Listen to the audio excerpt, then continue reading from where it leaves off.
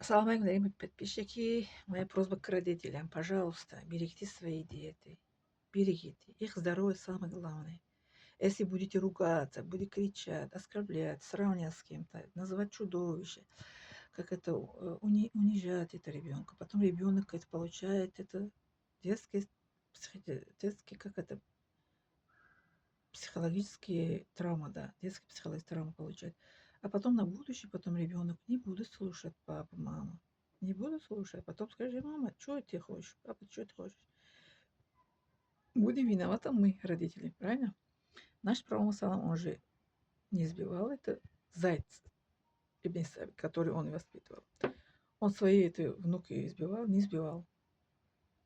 Он же говорит его, достоверный хадис, что каждый вы как это ответственность, каждый вы это будете отвечать за свою ответственность.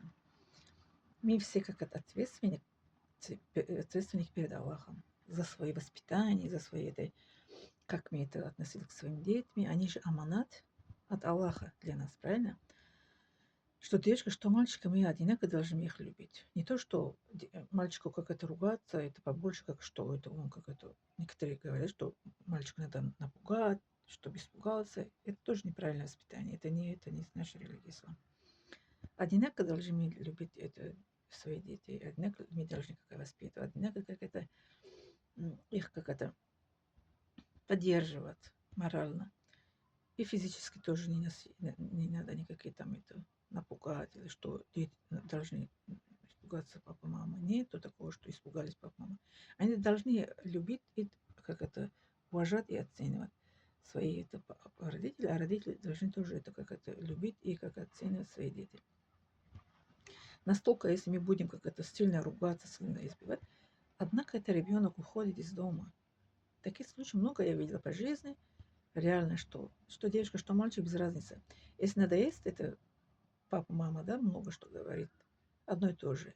Ты такая, ты такая, ты такая, ты двоечница, ты это неуспешная, ты такая некрасивая. Или ты такой, ты неуспешный, ты некрасивый, ты ужасный. Не надо назвать такие названия. Чудовище, тем более, это ребенка. Никогда не называйте. Потому что человека мы не имеем права, с точки зрения ислама, это как это называть какое-то название, какое-то, как сказать, кроме человека. Допустим, какое-то животное, какое-то насекомое, это запрещено в нашей религии ислам. В нашей религии ислам только добро, любовь и забота и внимание для ребенка.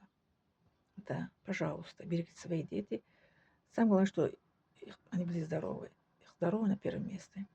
А получение знаний получает, не получает как-нибудь, как вырастет, потом какой-нибудь профессии, как это пойдет, получает, как хочет ребенок, по своей желанию. Правильно? Благодарю за внимание.